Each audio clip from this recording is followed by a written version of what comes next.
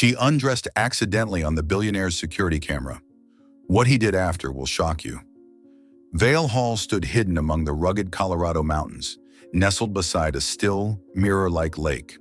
The estate was a masterpiece of glass and stone, where modernity clashed with wilderness in elegant defiance.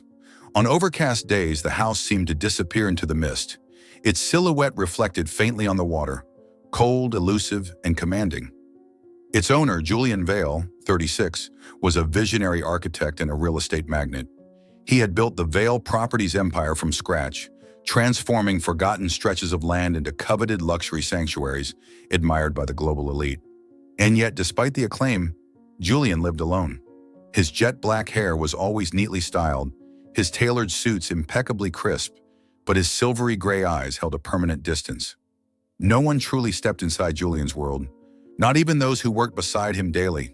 Trust to Julian was a luxury he could no longer afford. One mistake, 5 years ago, had left an indelible scar. A close friend and co-founder had betrayed him, nearly destroying everything. Since then, Julian had erected walls, not only of glass and steel, but of rules, surveillance, and control.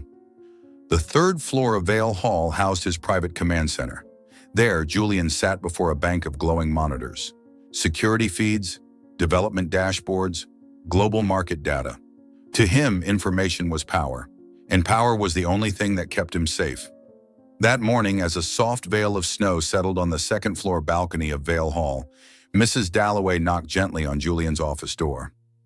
"Elise Marlowe began her shift this morning," she said in her usual composed tone. At 63, Mrs. Dalloway had worked for the Vale family since Julian was a teenager. She remained one of the few people he truly trusted. Julian didn't turn from the security monitors. His eyes stayed fixed as he responded. "Background check completed?" "Thoroughly," she replied with a nod. She's 26, graduated from community college with honors, while holding down 2 jobs to support her younger sister through university. No criminal record, no outstanding debts. For the past 3 years, she's worked at the regional archive, familiar with confidentiality protocols, glowing references. Julian gave a slight nod. "She'll be managing the East Archive wing and the temporary exhibition space," Mrs. Dalloway continued. "I've already briefed her on restricted zones." "She understands the confidentiality requirements?" Julian asked, finally turning to face her. "Perfectly," she confirmed. "And if I may add, there's something about her that reminds me of your mother. Quiet, but strong." Julian froze for a breath at the mention of his mother. Eleanor Vale had once cleaned a local library to support herself before becoming a respected art professor. That memory drifted through him like a distant wisp of smoke. "Very well," he murmured. "Let her proceed." 2 floors below, Elise Marlowe wheeled a cart of documents down a glass-lined corridor. She glanced up at the vaulted ceilings, the antique frames, the marble sculptures that dotted the hallway. Everything about this house belonged to another world, and yet Elise didn't flinch. She had learned long ago that her worth wasn't measured by wealth or surroundings, but by how hard she worked, how true she remained to herself, and how deeply she honored every opportunity given. Not even a palace like this could shake that foundation. The observatory sat at the far end of the East Guest Wing, a circular space with a dome of transparent glass rising above it, gazing directly out onto the vast lake below. At its center stood a high-end telescope, surrounded by curved leather seating and shelves that followed the arc of the dome ceiling. Elise entered the room on a quiet Tuesday morning, pushing her cleaning cart, ready to begin her tasks. The light dancing off the lake shimmered across the floor and ceiling, casting soft reflections like a private ballet between water and wind. She never imagined she'd step foot in a place like this, much less work in one. She began with the base of the telescope, then moved to the arched bookshelf behind it. The cleaning solution she used was industrial grade, designed specifically for delicate wood finishes and anti-glare glass. Its scent was subtle but sharp, reminiscent of the old galleries she used to work in. Elise worked with quiet precision, every movement neat and deliberate. But as she reached up to clean the topmost shelf, the bottle of solution slipped from her hand. The cap hadn't been secured properly, and liquid splashed forward, soaking the front of her uniform and seeping through to her underclothes. She gasped softly, the mild sting already tingling against her skin. Elise knew she needed to change quickly to avoid a rash. The nearest restroom was 2 floors down, but she always kept a spare uniform in her cart. After a quick glance around, confirming she was alone, she stepped behind a large circular sculpture in the corner of the room, tucked away just enough to provide modest cover. She moved swiftly, her focus entirely on the task. There was nothing suggestive or inappropriate, just a young woman calmly managing an unfortunate mishap. What Elise didn't know was that a security camera had been embedded high in the observatory's glass beams, installed long ago when the space housed rare art exhibits. The camera was still active, and her image had just appeared on one of the monitors on the 3rd floor. In the command center, Julian was reviewing footage from the previous night after a false alarm from the estate's perimeter sensors. As he cycled through the cameras, his finger hovered above the mouse, about to click past the observatory feed, until he saw Elise, mid-change, and he froze. Julian couldn't focus on anything the rest of the morning. Though he tried to immerse himself in construction reports and project statistics, the image of Elise in the observatory kept returning. Her unaware modesty, her composed response to the accident, her quiet assumption that she was alone. As soon as the initial shock had passed, Julian had deleted the footage. He checked the entire system to ensure no backups remained, then disabled the observatory camera completely. But even that didn't ease his conscience. He had crossed a line, one he prided himself on never breaching, the right to privacy and dignity. And this time, the victim was an innocent employee, simply doing her job. That afternoon, he called Mrs. Dalloway to his office. "I need to speak with Miss Marlowe at 4 o'clock, he said, voice firm but quiet. "Is there a problem with her work?" she asked, raising an eyebrow. "No," Julian replied. "There's a matter I need to discuss privately." At precisely 4 o'clock, a soft knock came at the door. Elise stepped in, her hands clasped, posture straight but taut. She had changed into a fresh uniform, her hair pulled neatly back.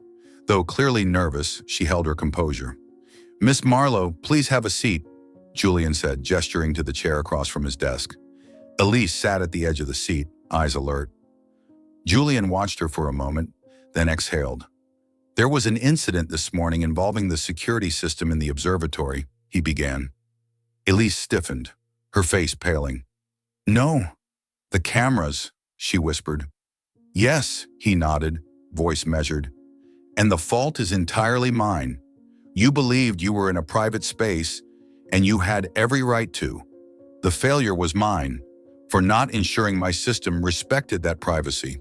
Elise looked at him, bracing for reprimand, but instead she saw something unexpected. Sincere regret. "I deleted the footage immediately. No one else saw it," Julian said. "I want to apologize, truly." Elise sat still for a beat. Her eyes glistened, but no tears fell. Then softly she said, "Thank you for being honest and kind." Since that afternoon in his office, Julian found himself checking the clock more often in the mornings, a subtle shift he barely noticed at first. Around 9:15, Elise usually passed through the east guest corridor, pushing her cart of documents past the gallery wall. Initially, he told himself he was inspecting the lighting or assessing the condition of the hallway rugs. But the truth was, he was hoping to see her. Elise always greeted him with a polite nod, her gaze steady and respectful. At first, their exchanges were limited to simple pleasantries. "Good morning, sir. The lake looks clearer today." But over time, those words grew into brief conversations. A comment about the color of the trees, a question about the weather down in the valley. Julian didn't know when exactly he had started to look forward to those moments. He appreciated the way she never tried too hard, never pushed beyond the boundary of her role, and yet brought with her a quiet warmth that softened the air around her. Like a breeze moving through a house that had been too still for too long. Rebecca, Julian's personal assistant, was the first to notice the shift. "Your meeting with the Milan investors has been moved to Friday," she announced one morning, catching her employer's eyes lingering toward the window, where Elise was reordering books in the reading alcove below. "Fine," Julian said without looking away. Rebecca raised an eyebrow. "The new archival hire is very thorough, isn't she?" Julian turned, perhaps a bit too quickly. "Her name is Elise," he replied quietly but firmly. Rebecca offered a faint smile and said nothing more. At the same time, Mrs. Dalloway had begun to observe the way Julian looked at Elise. She didn't mention it aloud, but there was a softness in her gaze, a flicker of something that might have been hope. As for Elise, she hadn't made any clear assumptions, but she sensed something different in Julian Vale, something that didn't match the reputation. He didn't avoid her eyes. He never diminished her work. When he spoke to her, there was no emptiness in his voice, and in a world where she had grown used to being invisible, that felt like a sliver of light, small, quiet, and steady, in the palm of her hand. One early autumn morning, as golden leaves drifted gently across the stone pathways, Julian stood at his office window. Below, Elise was dusting a frame in the south corridor. The sunlight caught the soft twist of her hair, turning her movements into a slow, graceful rhythm. Thomas, the estate manager, had recently mentioned that Elise often asked about the art. Questions about painting techniques, historical periods, even about the Monet hanging in the east hallway. That caught Julian's attention, that Monet had once been his mother's favorite. That afternoon, Julian turned to Mrs. Dalloway and said, "I'd like to invite Miss Marlowe for morning coffee tomorrow in the gallery room. Could you have some pastries and light roast prepared?" Mrs. Dalloway raised an eyebrow but gave a simple nod. "I'll see to it." The next morning, at precisely 9 o'clock, Elise stepped into the gallery. She wore her usual uniform, but her hair was gathered more softly, and her expression held a trace of apprehension beneath her calm.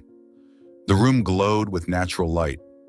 Paintings lined the stone walls, and at the center table sat a porcelain coffee set and warm croissants. "Do you take coffee?"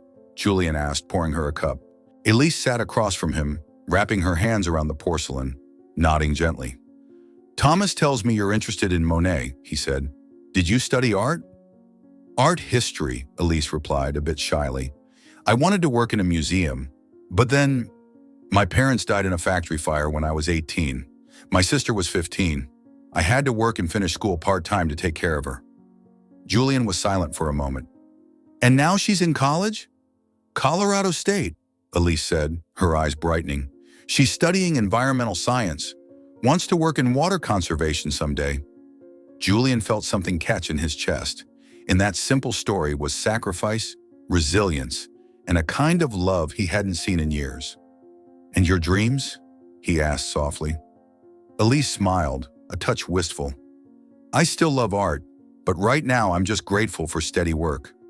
Your company's insurance plan is helping cover my sister's tuition. I can't ask for more." They sat together, speaking about painting styles, childhood memories, and even the little statues in the side hall that most people overlooked. Julian found himself drawn in by Elise's insights, the way she noticed beauty in places others ignored. As she stood to leave, Elise turned once more to the Monet. "That painting," she said, "makes me think of hope. No matter how deep the water, the light still finds a way through." Julian didn't speak, because years ago his mother had said exactly the same thing. In the weeks that followed, morning coffees in the gallery room became an unspoken ritual, unwritten yet understood. Elise arrived at the same hour. Julian was always waiting, and their conversations grew longer, more fluid. Like the room itself was designed to hold the quiet grace between two people who had known too much loss. But silence rarely lasts forever. Miranda Holt, Vale Hall's internal administrative officer, had noticed Elise from day one. Miranda was not only beautiful and sharp, but undeniably ambitious. She had long harbored hopes of rising closer to Julian Vale, in business, and perhaps in other ways too. As the morning meetings between Julian and Elise became more frequent, a slow-burning irritation began to settle beneath Miranda's polished exterior. She couldn't understand how a woman in a gray uniform, assigned to archival storage, had managed to draw out something so gentle in a man like Julian. Miranda began keeping notes. The exact time Elise left the gallery room, the days Julian walked past the archive wing, snippets of conversations overheard through a barely cracked door. She even snapped a few discreet photos, Julian and Elise sitting across from each other, never touching, but speaking with eyes that told stories no one else had heard. Within weeks, Miranda compiled her findings into a neatly typed report. Her tone was laced with professional concern, but her intention was clear. She handed the folder to Mrs. Dalloway with a tight-lipped smile. Mrs. Dalloway, who had witnessed more than anyone inside this estate, read the report in silence. Though she held great fondness for Elise, she couldn't ignore the truth. Rumors were starting, and if left unchecked, they could harm both Elise and Julian. That afternoon, she entered Julian's office. "There's something we need to discuss," she said calmly. "It's about Elise Marlowe." Julian looked up, his eyes instantly sharpening. "Is there a problem?" "Not with her," Mrs. Dalloway said carefully, "but with what people are starting to see and say." Julian sat still by his office window, watching the lake shift colors under the fading sunlight, a heaviness pressing against his chest. Mrs. Dalloway had left after placing Miranda's report on his desk. The photographs, the carefully vague language, the timeline entries. They weren't accusations, but they were weapons, cold and sharp. He knew Elise had done nothing wrong, but he also knew that even a single whisper could unravel everything she'd worked so hard to build. And so, he made the most difficult decision of all. The next day, Julian asked Rebecca to inform Elise that the art evaluation project had concluded. Their morning coffees would be discontinued. Elise had only nodded softly. No complaints, no questions. But the next time they crossed paths in the corridor, Julian caught something in her eyes that haunted him, a quiet, aching hurt. Elise returned to her duties with quiet professionalism, but her smile no longer lit up her face the way it once did. During breaks, she sat alone in the staff lounge, staring out the window at the distant ridges. Alina, the estate's head cook and Elise's closest friend in the manor, sat beside her one afternoon. "You okay, Carita?" Alina asked, her voice as warm as afternoon tea. Elise offered a strained smile. "I think I got ahead of myself. I thought maybe Mr. Vale felt..." She stopped, gripping her mug a little tighter. "Maybe he stepped back because he was afraid for you," Alina said gently. "Some people stay silent not because they don't care, but because they think silence is safer for the person they care about." Elise didn't answer, but her heart understood. And it was that silence, not rejection, that hurt the most. Elise returned to the observatory that evening, the one place she could sit alone without questions or sidelong glances. Moonlight streamed through the domed glass above, casting silver shadows across the floor. She sat on the bench beside the telescope, arms wrapped around a soft shawl, eyes fixed on the dark, endless stretch of the lake. This room had once been the beginning of something beautiful, and now it was the place she sought refuge when beauty felt far away. Footsteps echoed behind her. She turned. Julian. "I'm sorry, I'll leave," Elise began, rising quickly, but he raised a hand gently. "Please don't go." His voice was low, almost pleading. "We need to talk." She hesitated, then slowly sat back down. Her posture was straight, her gaze guarded, her heart bracing for something worse. Julian stepped closer, not rushing, and stood before her. "I know you think I walked away," he said, "and you're right to feel that. But the truth is, I was afraid." "Afraid of what?" she asked softly. "Of hurting you, of the rumors destroying the reputation you've built, of letting emotion overrule judgment again." Elise clenched her hands. "And you thought disappearing without explanation would be better?" Julian lowered his gaze, then looked directly into her eyes. "No, I realize now it was wrong. Elise, I love you, not because you're beautiful, though you are, not because you're kind or intelligent, though you're both. I love the way you see the world, the way you keep going, the way you've brought this house back to life." Elise sat frozen. It was the first time she had heard her name from his lips. Not as an employee, but as a person. A single tear slipped down her cheek. Then softly she whispered, "I love you too." That night, neither of them spoke much after. They didn't need to. The silence was no longer cold. It was full of something understood, something promised. The next morning, an internal message was sent out to all Vale Hall staff. Mandatory meeting in the Grand Hall at 10 a.m. No one knew what to expect. Gardeners, kitchen staff, admin clerks, they all stood quietly beneath the soaring glass dome. Elise stood near the back, head slightly bowed, her hands clasped tightly. Julian entered wearing a charcoal gray suit, sunlight pouring in behind him. But today he carried no trace of cold detachment. His gaze was steady, his voice low, but clear. I know there have been rumors circulating about the nature of my relationship with Miss Elise Marlowe, he began without preamble. Today I want to clarify them. Anim. The entire room fell into a tense stillness. First, Elise has conducted herself with absolute professionalism and dignity. She has broken no rules, none. Elise is a woman worthy of respect. And yes, I am in love with her. All murmurs stopped. I love her intellect, her strength, her unwavering integrity, and I will not allow anyone to use gossip to harm her name. From this moment on, any attempt to slander Elise, or anyone in this household, will be addressed with immediate consequence. No one spoke, but at the back Alina gave a small nod. Mrs. Dalloway stood to Julian's right, her face unreadable, but her eyes held a rare glint of satisfaction. Elise lifted her head, and for the first time in weeks, she smiled. 1 year after the meeting in the Grand Hall, Vale Hall was no longer a fortress of silence and control. It had become a home, not perfect, but alive. Julian and Elise were married in a quiet ceremony in the stone garden on the south side of the estate, where the maple trees blazed crimson in autumn. Alina prepared the reception, filled with Elise's favorite traditional dishes. Mrs. Dalloway walked Elise down the aisle. Rebecca, the once steely assistant, smiled genuinely as Julian stood waiting at the end, eyes fixed on the woman about to become his wife. After the wedding, Elise remained at Vale Hall, but her role evolved. She now directed the Vale Foundation for Arts and Education, a charity supporting underprivileged students in pursuing their passion for art and history.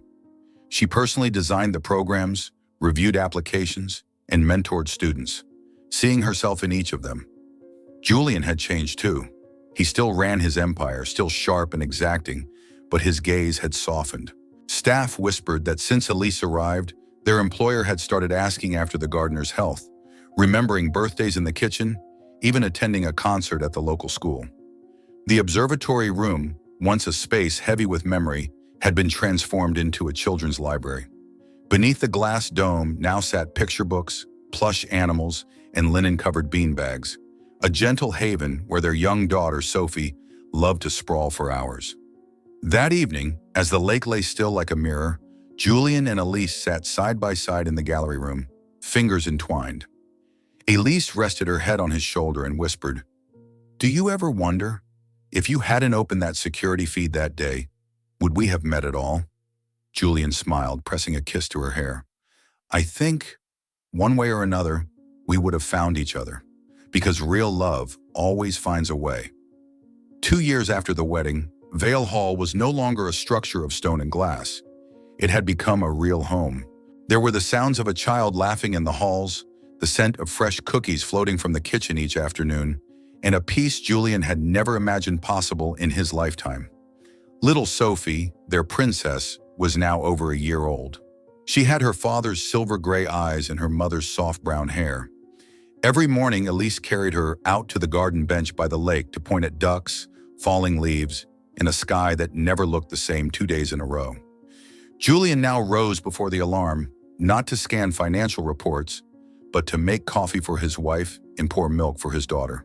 He was still a man of numbers and precision, but now he was also a man who changed diapers, read bedtime stories, and remembered the exact day Sophie said her first word. Elise, with her laptop open at the breakfast nook, still ran the foundation from their beloved home. She hosted virtual seminars, brought students for guided art tours in Vale Hall, and continued handwriting thank you cards to every single donor. She did it all with quiet devotion, the kind born from hard years now blooming in sunlight. In the evenings, once Sophie was asleep beneath the domed glass ceiling of her nursery, Julian and Elise often walked together through the southern rose garden. Hand in hand, they rarely needed words, only the wind, the scent of green, and the calm rhythm of shared breaths. Sometimes they sat beside the lake, where Julian had once stared at the stars in solitude.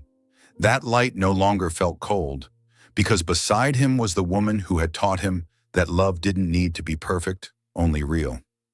One crisp October morning, Elise placed Sophie on Julian's lap and said with a smile, "You know, if I hadn't spilled that bottle of cleaner, I might have stayed just another face in the background.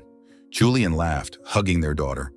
And I might still be living in a grand house full of antiques, but empty of warmth. Elise Vale, he whispered. Maybe we were just two broken lines in separate lives.